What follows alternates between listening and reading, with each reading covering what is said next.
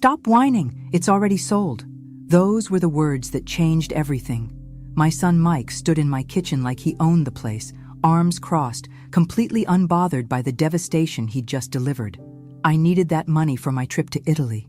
I stared at him, my hands still wet from washing dishes. Frank's coffee mug trembling in my grip. You sold your father's Rolex? Without asking me? Mom, seriously, get over it. It's just a watch. Just a watch. 6 months after burying my husband of 43 years, and my own son had stolen the only thing of Frank's I wore every day, wound every morning like Frank taught me, feeling connected to him through that simple ritual. If you're watching this, subscribe and let me know where you're watching from. The thing about betrayal is that it has a taste. Bitter, metallic, like pennies on your tongue. Standing there in my Chicago kitchen, staring at my 42-year-old son who apparently thought grief had an expiration date, I tasted it fully for the first time. Which pawn shop? I asked quietly. Mike's wife Ashley looked up from her phone. Oh good, she's being reasonable now. Her voice dripped with that particular condescension she'd perfected over the years. Honestly, Dorothy, clinging to material possessions isn't healthy. Frank wouldn't want you living in the past. Don't tell me what Frank would want, I thought, but bit my tongue. Ashley had been telling me what Frank would want since the funeral, usually whenever it involved me giving them something. Golden State Pawn on Milwaukee Avenue, Mike said, checking his watch. An expensive Apple thing that probably cost more than Frank's Rolex was worth. They gave me $800. Not bad for something that old. $800. For a 1978 Rolex Submariner that Frank had saved 3 months of overtime to buy when Mike was born. The watch Frank wore every single day of our marriage except the day he died, when the hospital handed it to me in a plastic bag with his wedding ring. That watch was worth at least $3,000, I said. Ashley snorted. In what universe? It wasn't even running properly. Because I was the one winding it, keeping it alive, keeping Frank alive in some small way. But they wouldn't understand that. Mike and Ashley lived in a world where everything had a price tag and nothing had a memory. I'm going to get it back, I announced. Good luck with that, Mike said, heading for the door. We fly out tomorrow morning. Ashley's been planning this trip for months. Ashley followed him, pausing at the door with that fake sympathetic expression she wore whenever she wanted to seem caring. Dorothy, you really should consider therapy. This obsession with Frank's things isn't normal. The door slammed, leaving me alone with the bitter taste of betrayal and the silence that had become my constant companion since Frank died. But here's what Mike and Ashley didn't know about their pathetic old mother. I'd spent 40 years as a bank manager. I knew the difference between giving up and strategic planning. And I was done giving up. The pawn shop was exactly what I'd expected. Cramped, dusty, with the kind of fluorescent lighting that made everything look sickly. The man behind the counter had arms covered in tattoos and the weary expression of someone who'd seen every sob story in the book. You hear about the Rolex? He asked before I even opened my mouth. How did you know? Your son warned me you might show up. Said you were having a hard time letting go. He shrugged apologetically. Look, lady, I feel for you, but business is business. I paid fair market value. Fair market value. As if there was a standard price for 43 years of marriage, for the sound of Frank winding that watch every morning while his coffee brewed, for the weight of it in my hands when the hospital nurse placed it there alongside his wedding ring. I'll buy it back, whatever you need. The man, his name tag read Danny, looked uncomfortable. It's already sold. Guy came in this morning, paid cash, no returns in this business. My heart sank. Some stranger was walking around Chicago wearing Frank's watch, and I'd never see it again because my son needed pizza money for his Italian vacation. But here's the thing, Danny continued, lowering his voice. We found something weird when we were cleaning it up for sale. He disappeared into a back room and returned with a small manila envelope. There was a hidden compartment in the back. Real professional job, had to have been done by a jeweler. Found this inside. Inside the envelope was a folded piece of paper, yellowed with age. In Frank's careful handwriting, Dorothy's birthday, July 15th, 1955, the day I knew I'd marry her. Below that, a series of numbers and letters that looked like some kind of code, SS4457CH0815DS. I stared at the paper, my hands shaking. Frank had never mentioned any hidden compartment. In 43 years of marriage, he'd kept this secret, hidden in plain sight on his wrist. "You recognize those numbers?" Danny asked. I shook my head, but something about them nagged at me. They looked familiar, like a password or account number. Frank had been meticulous about record keeping, always writing down important numbers in his careful handwriting. "The guy who bought the watch," I said suddenly. "What did he look like?"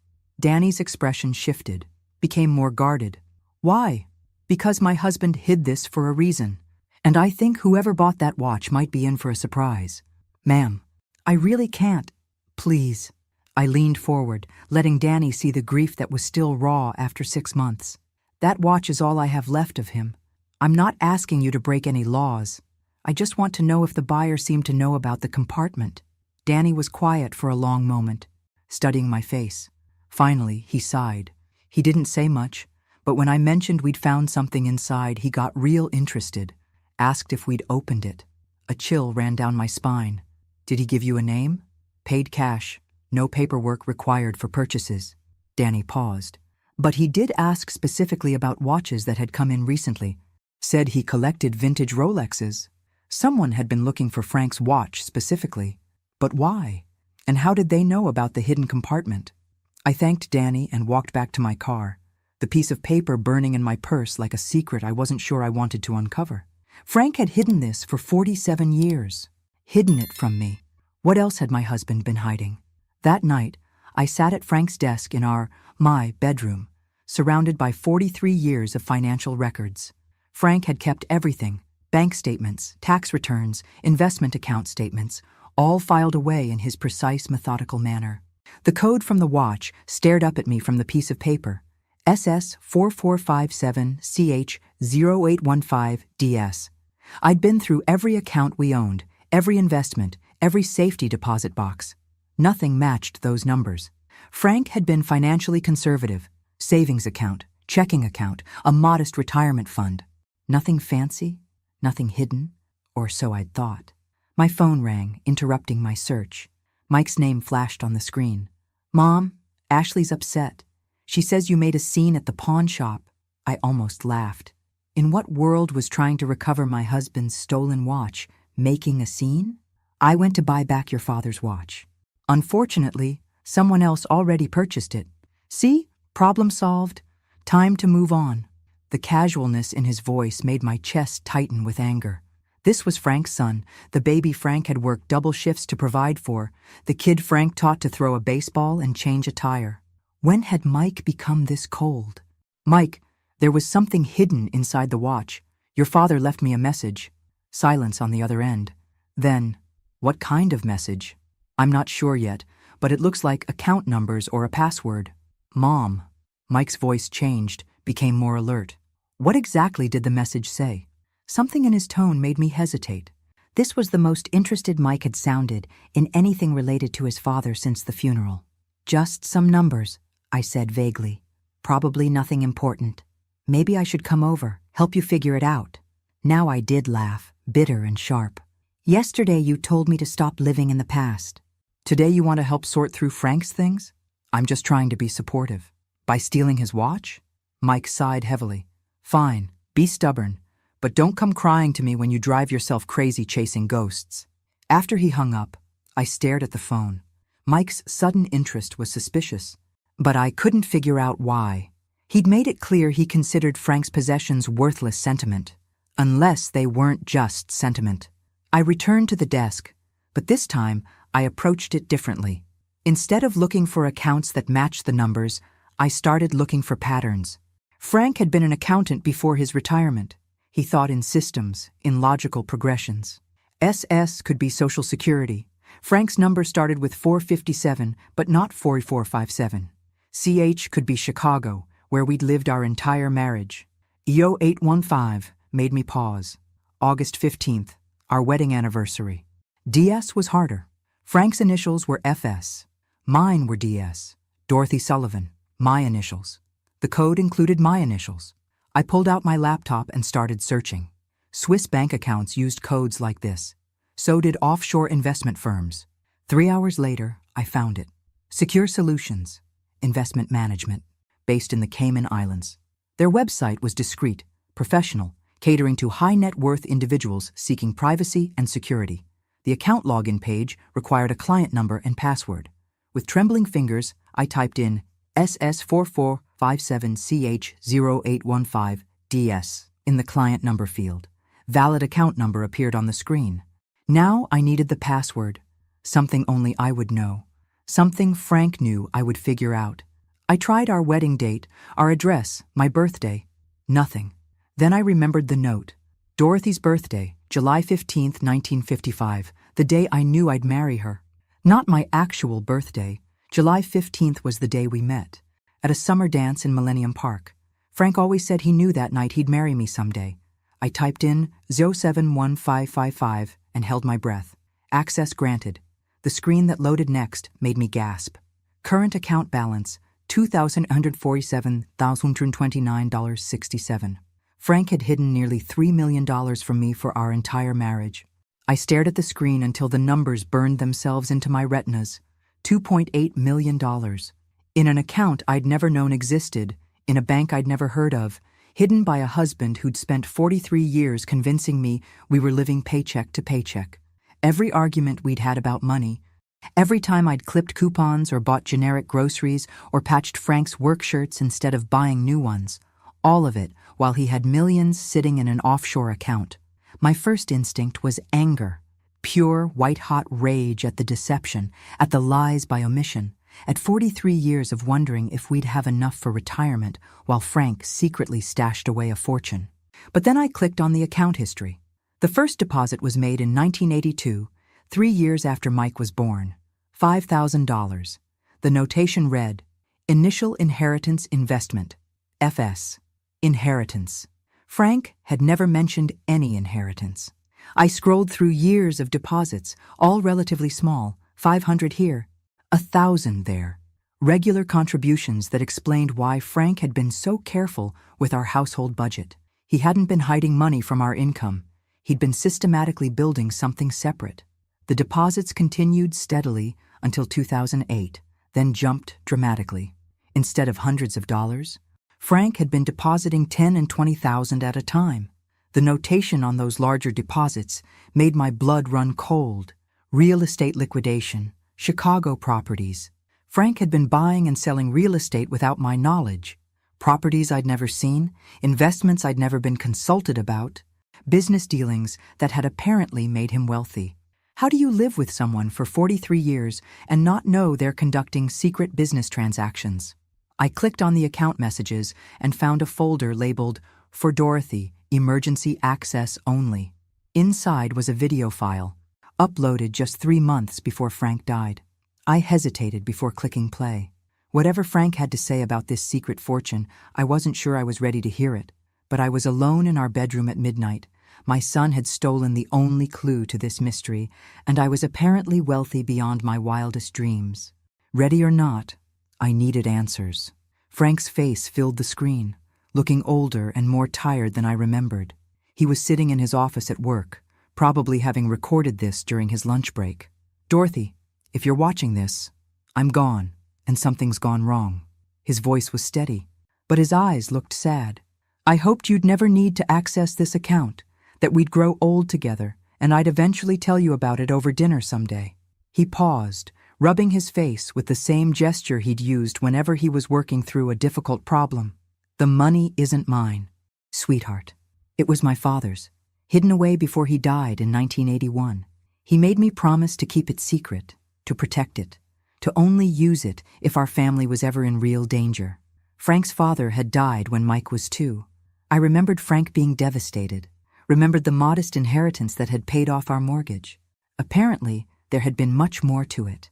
My father saw what the Depression did to families, how quickly stability could disappear. He wanted to make sure his grandchildren would always be protected, no matter what happened. Frank looked directly into the camera, and I felt like he was sitting right next to me. I've been investing the money carefully, conservatively. Every penny is documented, every transaction is legal. It's grown because I've been reinvesting for 40 years, but the original amount was meant to be emergency money. Insurance against catastrophe. The video continued with Frank explaining the account details. the investment strategy, the legal protections he'd put in place. But I was stuck on one phrase. I hoped you'd never need to access this account. Frank had died of a heart attack at work. Sudden, unexpected, no warning signs. How could he have known I'd need this money? Unless the catastrophe he'd been protecting against wasn't random. Unless Frank had known something about our family that I was just beginning to understand. The next morning, I called in sick to my part-time job at the library. For the first time in 6 months, I had something more important to do than organizing returned books and shushing teenagers. I needed to understand what Frank had meant by real danger. The investment account had detailed records going back 40 years, but I started with the recent transactions. Frank's last deposit had been made just 2 weeks before he died, $25,000, with the notation, property sale, emergency liquidation. Emergency liquidation. Frank had been converting assets to cash right before his death. I spent the morning researching every property transaction Frank had made. The man I'd been married to for 43 years had apparently been a secret real estate mogul, buying and selling properties all over Chicago with money I didn't know we had. But here's what made my blood run cold. Every property Frank had sold in the last year had been purchased by the same buyer, a company called Sullivan Investments, LLC. Sullivan was Mike's last name, too. I grabbed my phone and called my nephew Danny, who worked in real estate. If anyone would know about property transactions in Chicago, it would be Danny. Aunt Dot, how are you holding up? I'm fine, honey. Listen, I need to ask you about something. Have you ever heard of a company called Sullivan Investments, LLC? Danny was quiet for a moment. Actually, yeah. They've been pretty active lately, buying up properties in good neighborhoods. Cash deals, moving fast. Why? Do you know who owns the company? I can find out. Give me an hour. I spent that hour going through Frank's desk more carefully, looking for any documentation about his real estate dealings.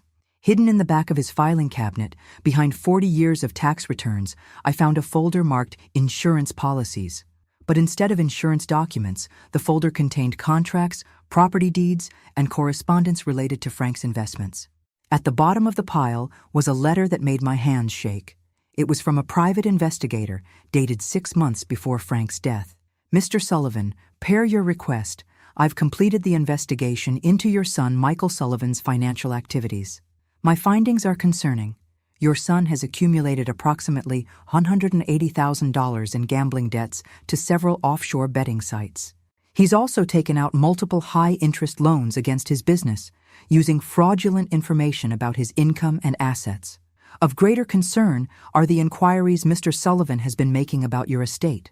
He's contacted 3 different lawyers asking about inheritance law and the process for contesting wills.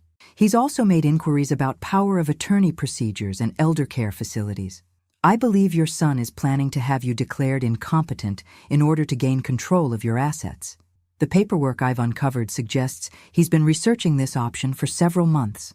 I recommend taking immediate steps to protect your assets and ensure your wife's financial security. Regards, Thomas Chen, Private Investigator. My phone rang. Danny. Aunt Dot, you're not going to believe this. Sullivan Investments, LLC is owned by Mike Sullivan. You're Mike. I closed my eyes, the pieces finally falling into place. Frank hadn't been hiding money from me. He'd been hiding it from Mike. Every property sale, every cash deposit, every emergency liquidation had been Frank systematically moving assets out of Mike's reach. Frank had known his own son was planning to rob us. But Frank had died before he could warn me, leaving only the hidden compartment in his watch as a clue to find the truth. My son hadn't stolen Frank's Rolex for vacation money. He'd stolen it because he was looking for exactly what I'd found, access to Frank's hidden fortune. And now that Mike knew I'd found something in the watch, he wouldn't stop until he figured out what it was. I was still sitting in Frank's chair, staring at the private investigator's report, when I heard Ashley's key in my front door. She'd had a spare key since the funeral, ostensibly to check on me when Mike was working. Now I understood she'd been checking on Frank's assets. "Dorothy, are you here?" Ashley's voice echoed through the house, artificially sweet. Mike and I stopped by before heading to the airport. I quickly shoved the investigator's report back into the folder and minimized the offshore account on my laptop screen. Whatever game Mike and Ashley were playing, I needed to understand the rules before I revealed my hand. "In the bedroom," I called back. They appeared in the doorway moments later, Mike carrying a small suitcase and Ashley wearing the kind of outfit that screamed, "expensive vacation." Her designer sunglasses probably cost more than most people's rent. "Just wanted to say goodbye," Mike said, but his eyes were scanning Frank's desk, taking inventory of the papers spread around me. "What are you working on?" "Sorting through your father's things," I said carefully. "There's so much I never knew about." Ashley stepped closer, her gaze focused on my laptop screen. "Find anything interesting?" The question sounded casual, but I caught the sharp attention in her voice. These weren't courtesy visits. They were reconnaissance missions. Just old bank statements and tax records. Your father was very thorough with his paperwork. Mike relaxed slightly. "Yeah, Dad was obsessive about record keeping. Probably kept every receipt from the last 20 years. Actually," I said, deciding to test their reaction, "I did find something odd. Your father had some kind of investment account I didn't know about. Nothing major, just a few $1,000s. The change in both their expressions was immediate and unmistakable. Mike stepped forward, trying to appear casual but failing completely. "An investment account? What kind?" "I'm not sure yet. The paperwork is confusing. I might need to hire an accountant to help me figure it out." Ashley exchanged a quick glance with Mike. "We could help you with that. Mike's good with financial documents." "I bet he is," I thought, remembering the private investigator's report about Mike's gambling debts and fraudulent loan applications. "That's very kind, but I already made an appointment with Frank's old accounting firm. They'll know how to handle his investments properly." Mike's jaw tightened. "Mom, those guys charge $300 an hour. I can look at the paperwork for free. I can afford $300 an hour." "Mike!" The silence that followed was loaded with tension. Ashley's mask of concern was slipping, revealing the calculating woman underneath. Mike was practically vibrating with frustrated energy. "We should probably get going," Ashley said finally. "Don't want to miss our flight?" But Mike didn't move. "Mom, about the message you found in Dad's watch. Maybe I should take a look at those numbers before we leave, just to make sure they're not something important." "What numbers?" Ashley asked sharply.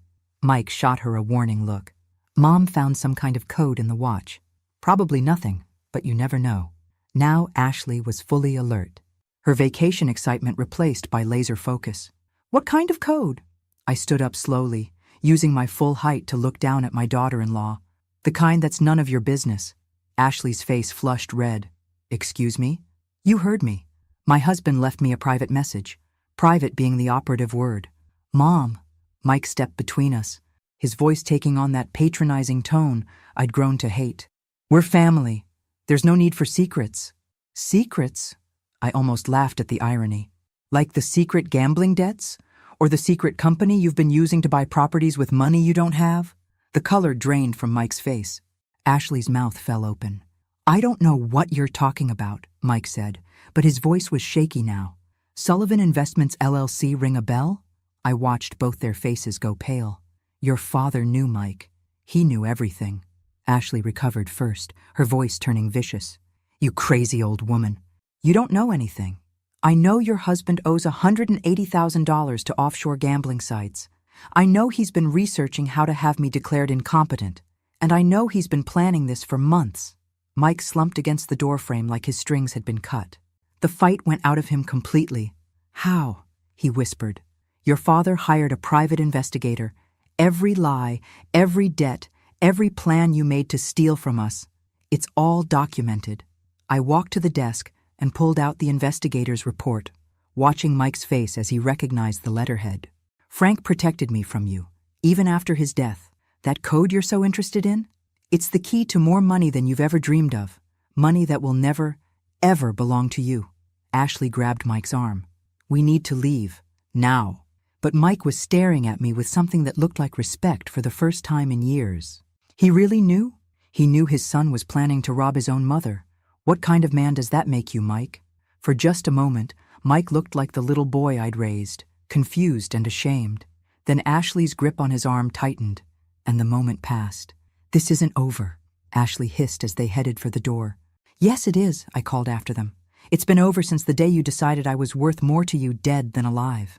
The front door slammed, leaving me alone with my husband's secrets and the knowledge that the real fight was just beginning. 2 days after Mike and Ashley's dramatic exit, my doorbell rang at 8 in the morning. Through the peephole, I saw a woman in an expensive suit holding a briefcase. Behind her stood a man who looked like he'd stepped out of a law school catalog. "Mrs. Sullivan? I'm Catherine Wells from Wells, Morrison & Associates. This is my colleague, David Kim. We represent your son Michael in some family legal matters." Family legal matters. That was one way to put it. I opened the door, but didn't invite them in. "What can I do for you?" Catherine smiled with the kind of practiced warmth that probably cost $300 an hour. "Mrs. Sullivan, your son is concerned about your well-being. He's asked us to discuss some options that might be beneficial for everyone involved." "Such as?" David stepped forward, pulling out a tablet. "We understand you may have discovered some financial accounts that your late husband kept private. While we're sure he had good intentions, managing complex investments can be overwhelming, especially during the grieving process." Overwhelming. As if I hadn't spent 40 years managing our household finances down to the penny while Frank secretly played real estate mogul. "I appreciate your concern, but I'm perfectly capable of managing my own affairs." Catherine's smile never wavered. "Of course you are. But consider this. Your son could help shoulder that burden. We've drafted some documents that would give Michael power of attorney over your financial decisions. Just temporarily, until you've had time to properly grieve." There it was. Exactly what Frank's private investigator had warned about. "Temporarily," I repeated. "And who determines when my grieving period is over?" David exchanged a glance with Catherine. "That would be at your discretion." Naturally. I stepped back toward my door. "Gentlemen, I think we're done here." "Mrs. Sullivan," Catherine's voice sharpened slightly, "your son is prepared to file a petition with the court regarding your mental competency. He's concerned about some erratic financial decisions you've been making." "What erratic decisions?" "Accessing offshore accounts, conducting international financial transactions without professional guidance. To an outside observer, it might appear that you're not thinking clearly." The threat was crystal clear. Sign over power of attorney voluntarily, or they'd have me declared incompetent by force. "You know what's interesting about threats?" I asked, leaning against my doorframe. "They only work if the person you're threatening doesn't have better lawyers than you do." Catherine's professional mask slipped slightly. "I beg your pardon? I said you can tell my son that his plan won't work. Frank left me more than just money. He left me protection." I closed the door in their faces and immediately called the number I'd found in Frank's hidden files. Thomas Chen, the private investigator, answered on the second ring. "Mr. Chen, this is Dorothy Sullivan, Frank Sullivan's widow." "Mrs. Sullivan, I've been expecting your call. Frank told me you might need my services someday." "He did?" "About 6 months ago, Frank asked me to prepare a comprehensive legal defense package in case anyone tried to challenge your competency or your right to his assets. Everything's ready to go." Frank had been 3 steps ahead, even in death. "How ready?" "Mrs. Sullivan, by the time I'm done presenting evidence of your son's gambling debts, fraudulent loan applications, and attempts to manipulate elderly family members, he'll be lucky if he doesn't face criminal charges." For the first time in months, I smiled genuinely. "Mr. Chen, I think it's time to make some phone calls." Thomas Chen's office was in a sleek downtown building that screamed expensive legal services. But as I sat across from him reviewing Frank's defense package, I realized my husband had been planning for this confrontation long before he died. "Your husband was thorough," Thomas said, spreading documents across his mahogany desk.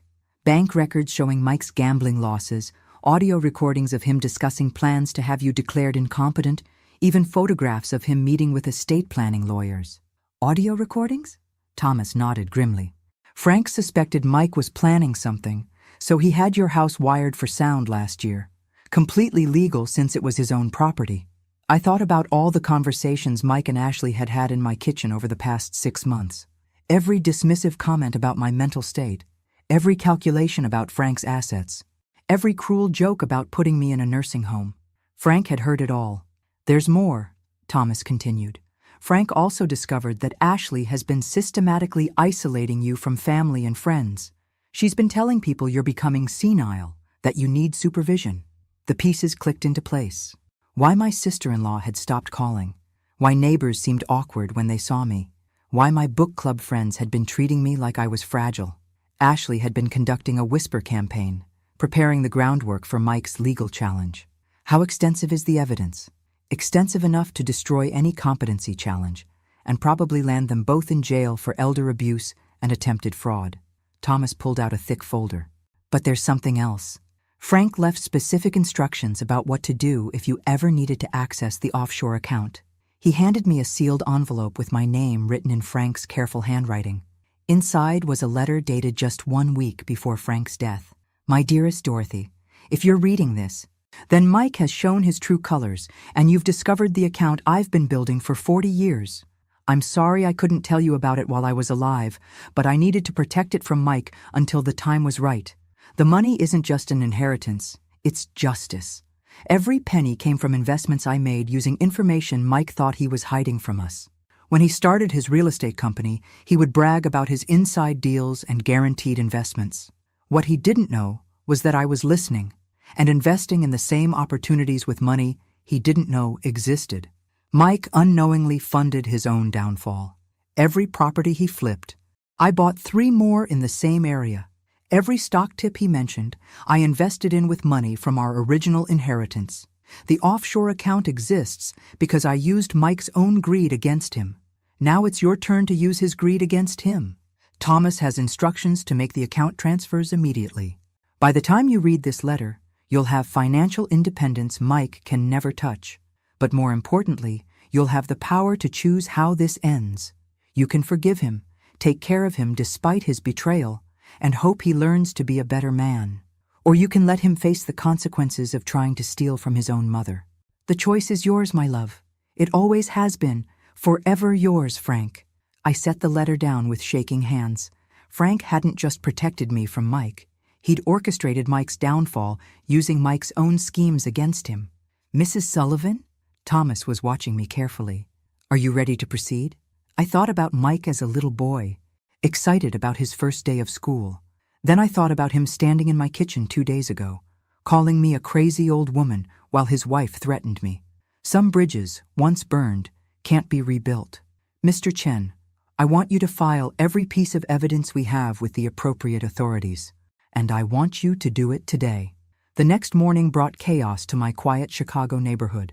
I was sipping coffee and reading the newspaper when 3 black SUVs pulled up to Mike and Ashley's house across the street. Men in FBI windbreakers started carrying boxes out of their front door. My phone rang immediately. "Mom!" Mike's voice was panicked, desperate.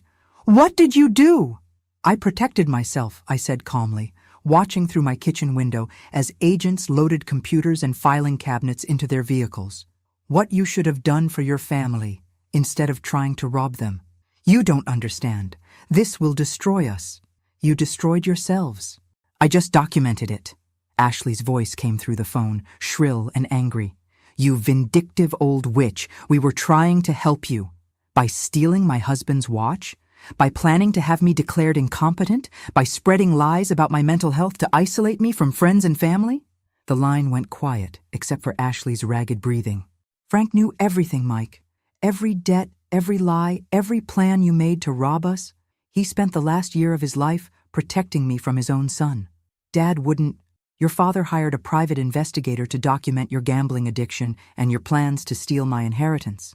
He had our house wired for sound so he could record every conversation you had about putting me in a nursing home." I heard Mike make a sound like a wounded animal. "The FBI is seizing your business records because Frank's evidence shows you've been using fraudulent information to secure loans. The IRS is auditing you because you've been hiding income. And the state attorney's office is investigating you for elder abuse." "Mom, please." Mike's voice broke. "I never meant for it to go this far. When did it start?" "Mike, when did you decide your mother was worth more to you dead than alive?" Long silence. When Mike spoke again, his voice was barely a whisper. "When I realized Dad had been hiding money from us. I saw some paperwork in his office last Christmas, references to accounts I'd never heard of. I thought if you both died, everything would come to me automatically. The honesty was brutal, but somehow cleaner than the months of lies and manipulation. You were wrong. Frank made sure everything would be protected from you. How much? Mike asked. How much did he hide? Enough to ensure I never have to depend on family who sees me as a burden. I hung up and watched through the window as FBI agents escorted Mike and Ashley to separate cars. Ashley was screaming at the agents, probably demanding lawyers and threatening lawsuits. Mike just looked broken. My phone rang again. This time it was my neighbor, Mrs. Patterson. Dorothy? I just wanted to call and apologize. Ashley told me you were having memory problems and I believed her. I should have talked to you directly. It's all right. Helen, Ashley can be very convincing. Is it true what they're saying? That Mike was planning to steal from you? I looked at Frank's picture on my mantle, remembering the man who'd protected me, even after death. It's true, but it's over now. 3 weeks later, I sat in Thomas Chen's office reviewing the final legal documents. Mike and Ashley were facing federal fraud charges. Their business had been seized and their assets frozen pending investigation. But that morning had brought an unexpected visitor. Mrs. Sullivan, there's someone here to see you, Thomas's secretary announced.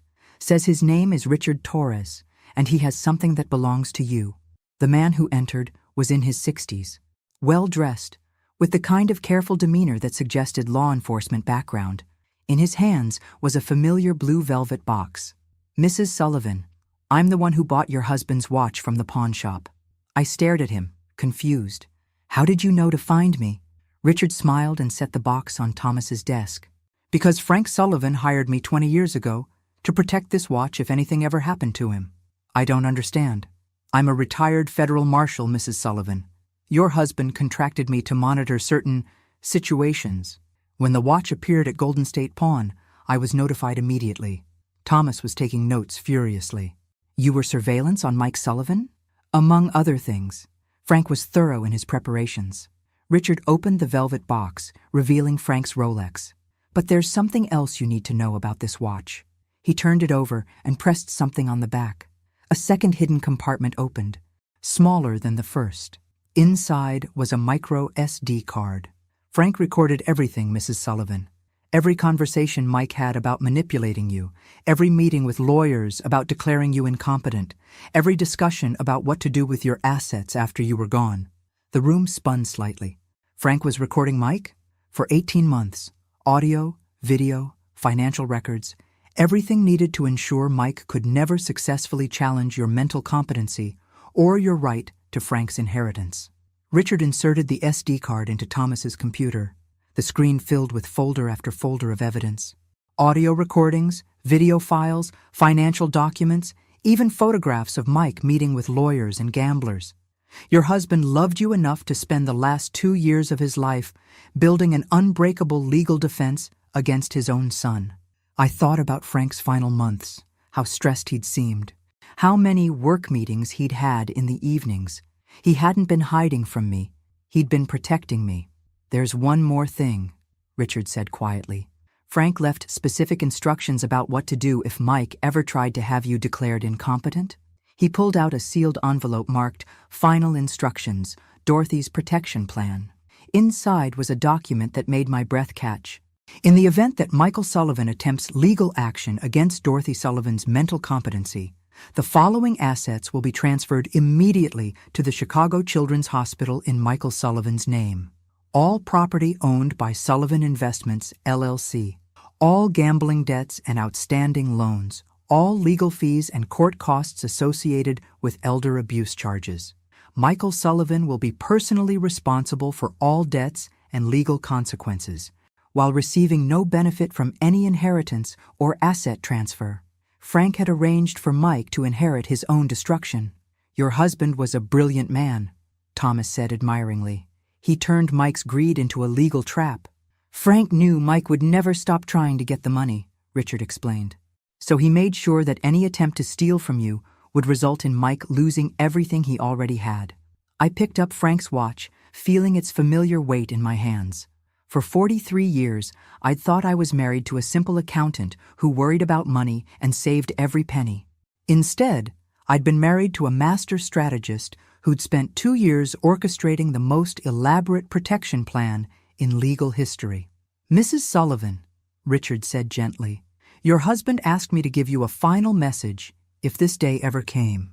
He handed me one last envelope. this one unsealed. Inside, in Frank's handwriting, "Dorothy, you were always stronger than you knew. I just made sure you'd have the tools to prove it. Love always, Frank." 6 months later, I stood in the lobby of the Chicago Children's Hospital, watching workers install a brass plaque that read, "The Frank Sullivan Memorial Wing." Frank's funded by Dorothy Sullivan had been more than enough to secure my future and fund the hospital expansion he'd always dreamed about. The final irony was that Mike's attempt to steal from me had directly resulted in the largest charitable donation in the hospital's history. My phone buzzed with a text from Thomas Chen. "Mike's sentencing hearing is next week. They're recommending 2 years federal prison plus full restitution. Ashley took a plea deal for 18 months. Still want to attend?" I typed back, "No, I have better things to do." And I did. At 73, I was finally living the life Frank had protected for me. I'd bought a small house near the lake, joined 3 book clubs, and started volunteering at the hospital twice a week. For the first time in decades, I was making decisions based on what I wanted, not what my family expected. My doorbell rang as I was preparing dinner. Through the peephole, I saw a young woman with Mike's eyes and nervous smile. "Grandma Dorothy?" "It's Melissa, Mike's daughter." I hadn't seen her since Frank's funeral, when she was finishing college and starting her first job. Ashley had made sure to cut me off from the grandchildren along with everyone else. I opened the door. "Melissa, what a surprise. I know I should have called first."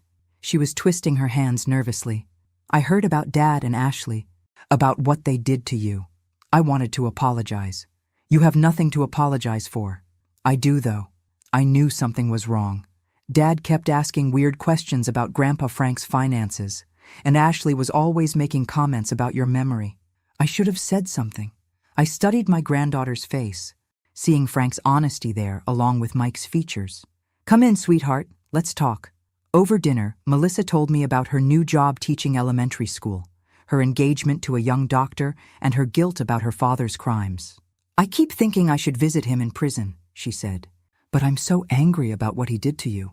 "Anger is normal, but Mike is still your father. How can you not hate him?" I thought about Frank's letter, about the choice he'd given me between forgiveness and justice. Because hate would mean he still had power over me. I choose peace instead. Melissa's eyes filled with tears. "I missed you so much. Ashley told everyone you were getting confused, that you didn't want to see us anymore.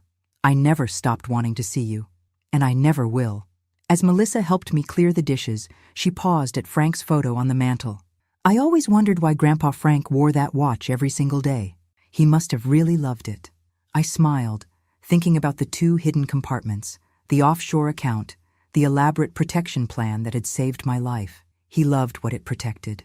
That night, after Melissa left with promises to visit every week, I sat on my back porch watching the sunset over Lake Michigan. Frank's watch was on my wrist, keeping perfect time.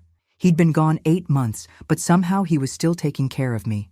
The greatest love stories aren't about passion or romance, they're about protection, about someone loving you enough to fight battles you don't even know you're facing. Frank had spent 2 years preparing for a war I never saw coming, ensuring that his death wouldn't leave me defenseless against his own son's greed. Some people spend their whole lives looking for that kind of love. I was lucky enough to wear it on my wrist for 43 years. Thanks for listening. Don't forget to subscribe and feel free to share your story in the comments. Your voice matters.